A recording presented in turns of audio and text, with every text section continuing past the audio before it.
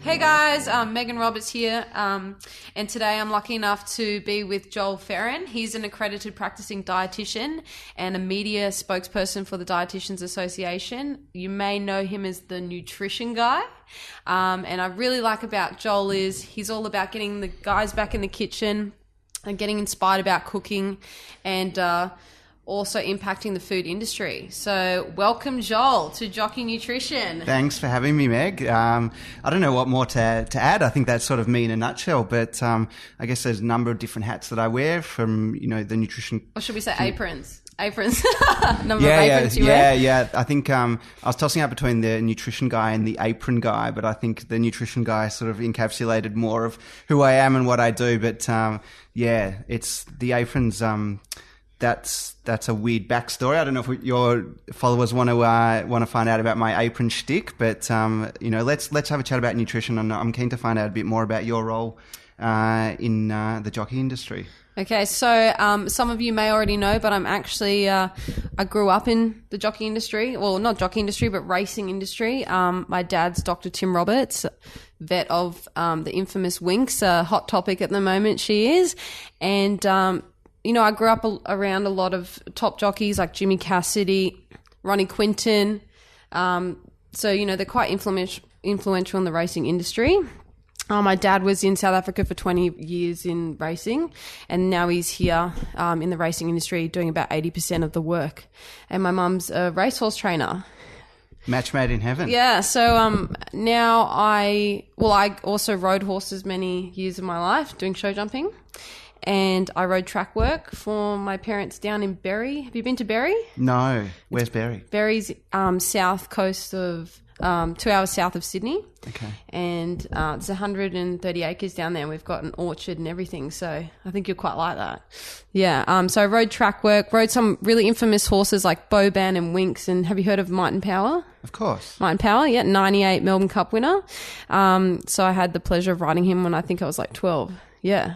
So that's kind of my backstory. And I really wanted to get into jockeys because you guys don't really have much training in terms of nutrition. So that's very vital as an athlete, a weight classed athlete. And it can be quite detrimental for your performance and long-term health, really, if you're not supplementing correctly because you're on a restricted diet. And I don't believe a lot of you know much about that unless you've outsourced it from a dietitian or done some reading yourself.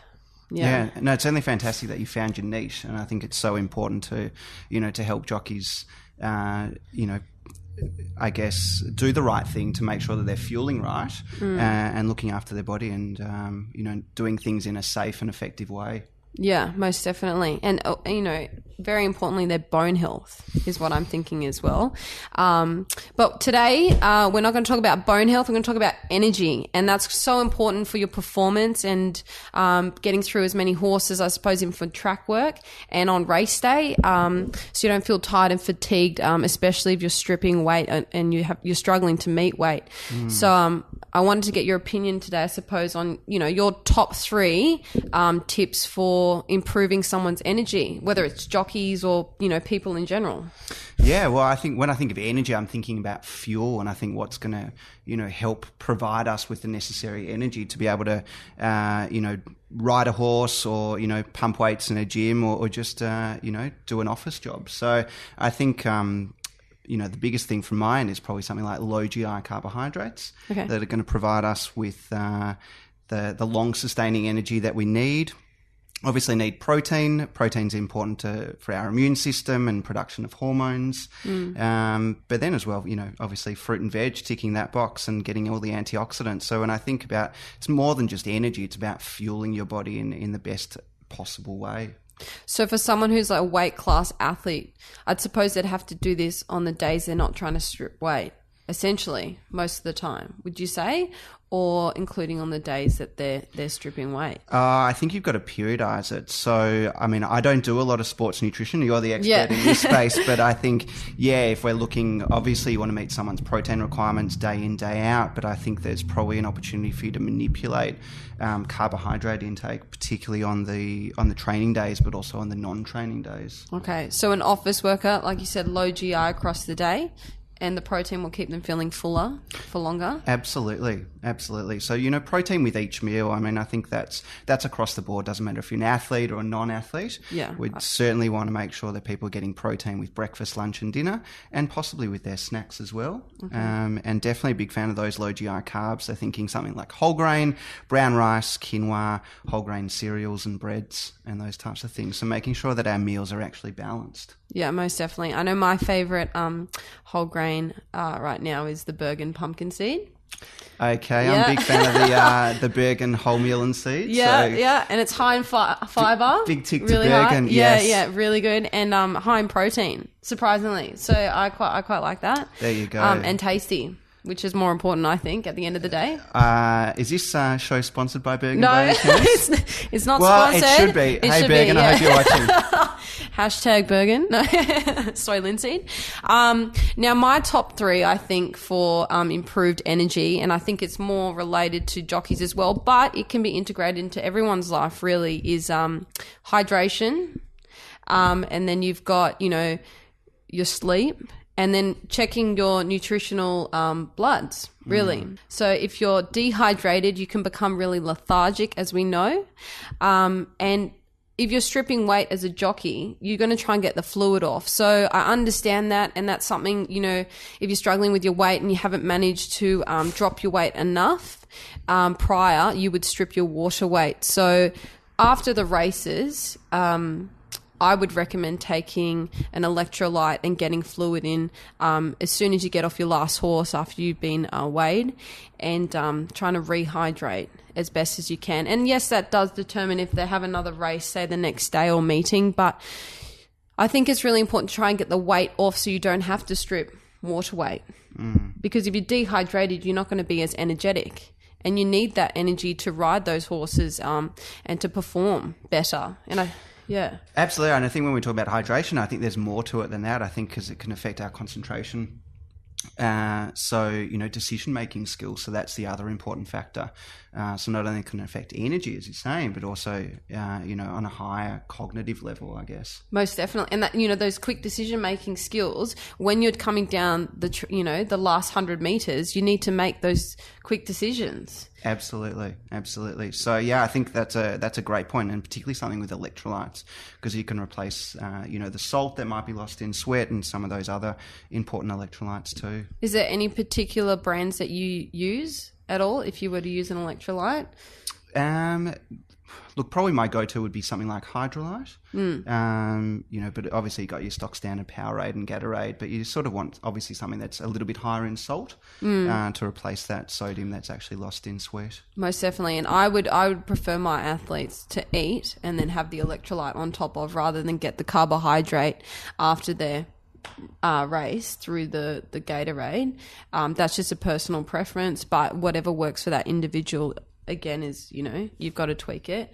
But I like SOS Hydration, if you've heard of them. Heard of them. They're a newer brand down in Melbourne.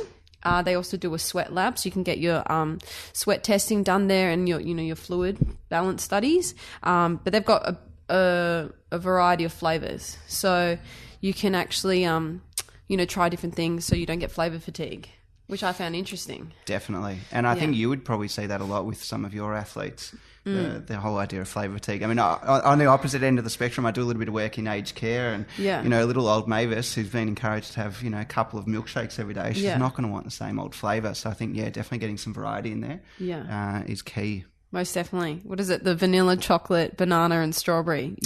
Yeah, they're sort of on rotation. Too funny.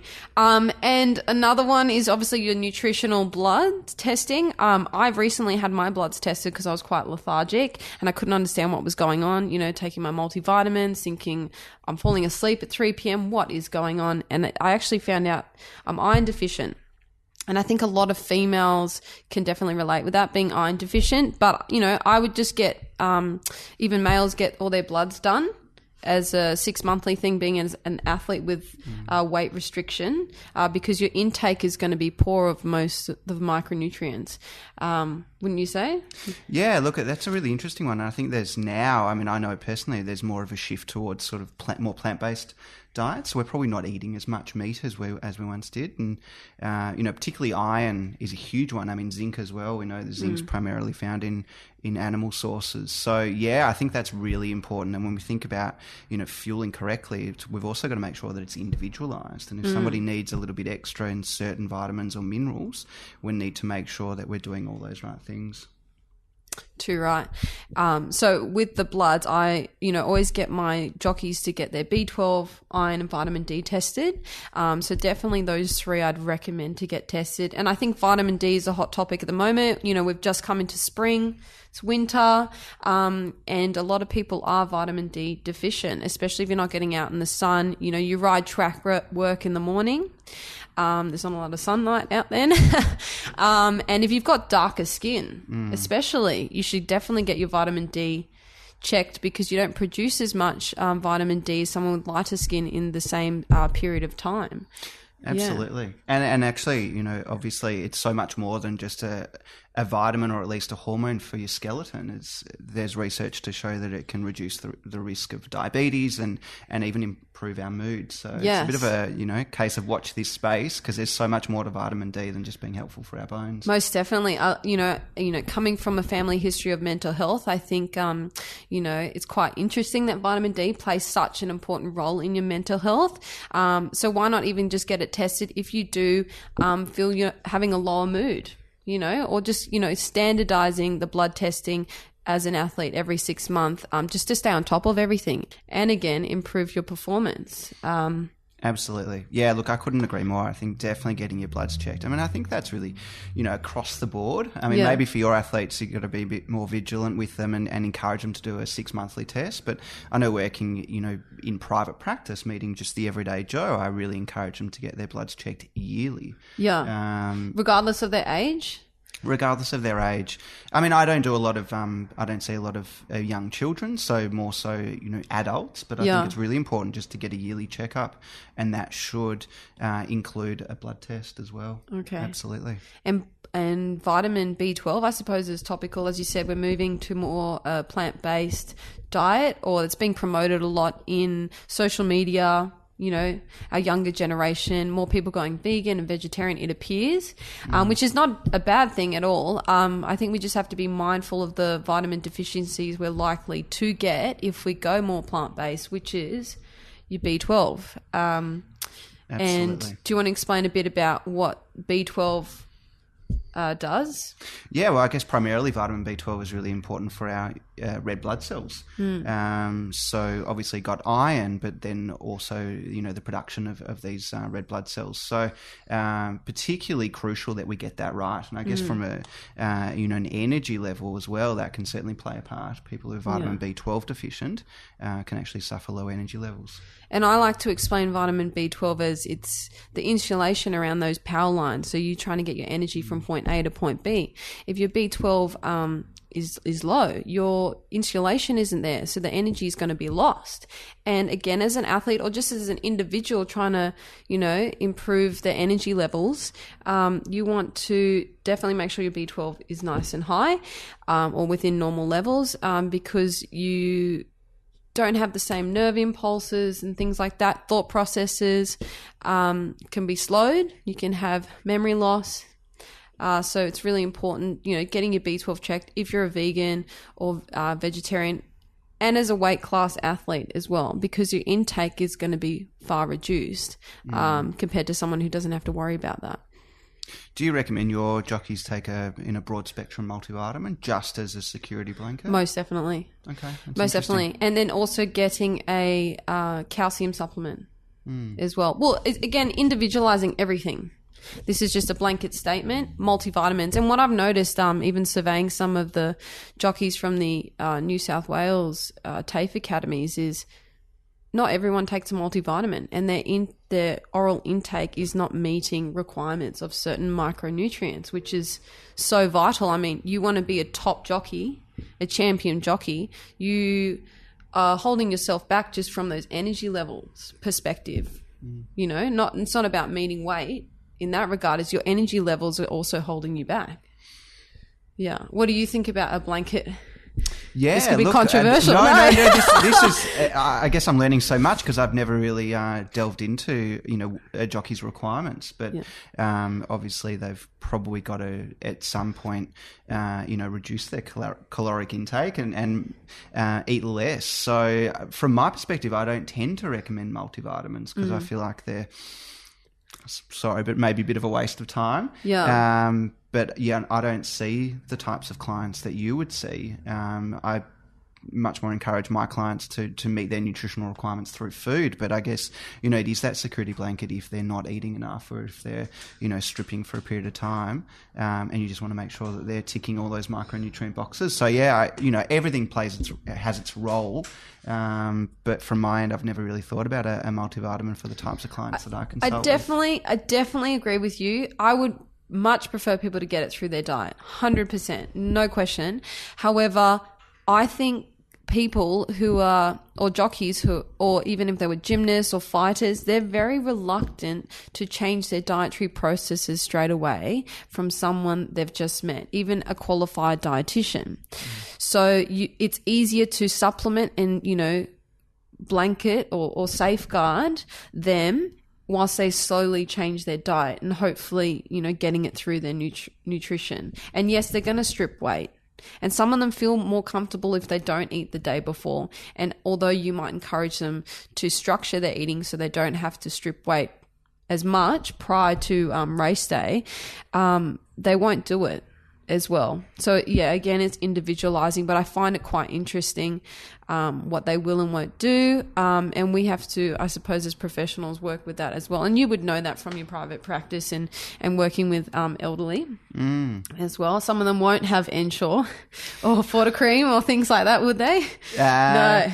Well, a lot of them do because it tastes so good. Yeah. So, I'll second that. yeah. Once again, good plug for Abbott, considering they're one of my main clients. So yeah. Oh, there you go. I didn't even know that. There you go. Okay, so lastly, I think, so just to clarify, so if you're going to get your bloods tested, definitely ask your GP or general practitioner, doctor, whatever you'd like to call them.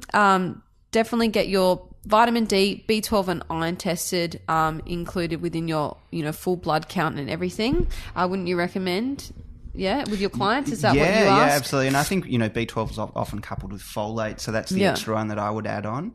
And looking at iron across the board, so full iron study, not just studies. ferritin, but getting your iron serum tested and so forth. Yeah, definitely. That'll just paint a little bit more of a picture of what's going on. But also, we can look at nutrients, but then just general health as well. So making sure that their liver's okay and kidneys are functioning appropriately, and they're well hydrated. Their urea, yeah, definitely. And lastly, my top three being, your sleep. So as we know, if you have inadequate sleep, you're going to be fatigued. You're not going to perform as well. Or I suppose as a general individual, you're lethargic. Yes, so it's really important. And studies showed to have 7 hours of sleep as humans. And if you can't get those 7 hours, that the quality of sleep is improved. So, blacked out curtains in your room and, not too many distractions. Harder if you're a new mum or something or new dad. But definitely the quality of sleep as well. Absolutely. I couldn't agree more. And I think it's often the forgotten component, sleep, and how important it really is. I'm fascinated by, the human body and physiology. And I remember looking into it a little while ago, and how sleep can actually play a role in our appetite. So particularly with the types of clients that you see, how that can impact, if they're not sleeping well, how that can impact their appetite. Most definitely. So, we've got, don't want to get too much into the science, but we've got two competing hormones.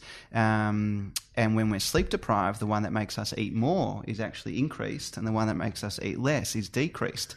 So there could be a physiological reason why we have increased appetite when we're a little bit sleep deprived, which I find fascinating. They do say ghrelin, or I call it the gremlin hormone, the appetite increasing hormone, goes up by 28%, and your leptin hormone, which is the appetite suppressing hormone, goes down by 18% if you're sleep deprived.